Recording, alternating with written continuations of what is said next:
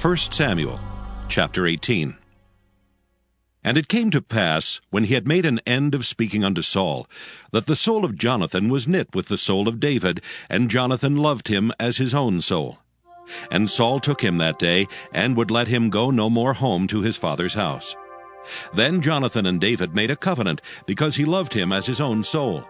And Jonathan stripped himself of the robe that was upon him, and gave it to David, and his garments, even to his sword, and to his bow, and to his girdle. And David went out whithersoever Saul sent him, and behaved himself wisely. And Saul set him over the men of war, and he was accepted in the sight of all the people, and also in the sight of Saul's servants. And it came to pass, as they came when David was returned from the slaughter of the Philistine, that the women came out of all cities of Israel, singing and dancing to meet King Saul, with tabrets, with joy, and with instruments of music.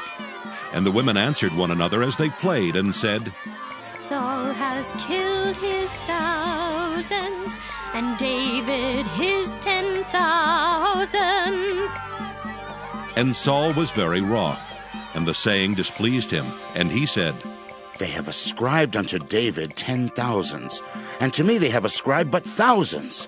And what can he have more but the kingdom? And Saul eyed David from that day and forward.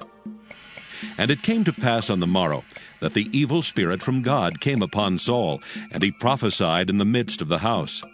And David played with his hand as at other times, and there was a javelin in Saul's hand. And Saul cast the javelin, for he said, I will smite David even to the wall with it. And David avoided out of his presence twice. And Saul was afraid of David, because the Lord was with him, and was departed from Saul. Therefore Saul removed him from him, and made him his captain over 1,000, and he went out and came in before the people. And David behaved himself wisely in all his ways, and the Lord was with him. Wherefore when Saul saw that he behaved himself very wisely, he was afraid of him. But all Israel and Judah loved David, because he went out and came in before them. And Saul said to David, Behold my elder daughter Merab. Her will I give thee to wife. Only be thou valiant for me, and fight the Lord's battles. For Saul said, Let not mine hand be upon him, but let the hand of the Philistines be upon him. And David said unto Saul, Who am I? And what is my life, or my father's family in Israel, that I should be son-in-law to the king? But it came to pass at the time when Merab, Saul's daughter, should have been given to David, that she was given unto Adriel the Maholathite to wife. And Michal, Saul's daughter, loved David, and they told Saul, and the thing pleased him. And Saul said, I will give him her, that she may be a snare to him, and that the hand of the Philistines may be against him. Wherefore Saul said to David, Thou shalt this day be my son-in-law in the one of the twain. And Saul commanded his servants, saying, Commune with David secretly, and say, Behold, the king hath delight in thee, and all his servants love thee. Now therefore be the king's son-in-law. And Saul's servants spake those words in the ears of David. And David said, Seemeth it to you a light thing to be a king's son-in-law, seeing that I am a poor man and lightly esteemed?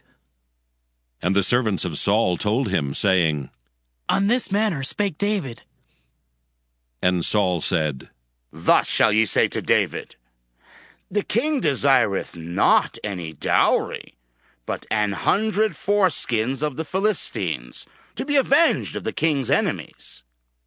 But Saul thought to make David fall by the hand of the Philistines. And when his servants told David these words, it pleased David well to be the king's son-in-law, and the days were not expired. Wherefore David arose and went, he and his men, and slew of the Philistines 200 men. And David brought their foreskins, and they gave them in full tale to the king, that he might be the king's son-in-law. And Saul gave him Michal his daughter to wife. And Saul saw and knew that the Lord was with David, and that Michal, Saul's daughter, loved him. And Saul was yet the more afraid of David, and Saul became David's enemy continually. Then the princes of the Philistines went forth, and it came to pass, after they went forth, that David behaved himself more wisely than all the servants of Saul, so that his name was much set by.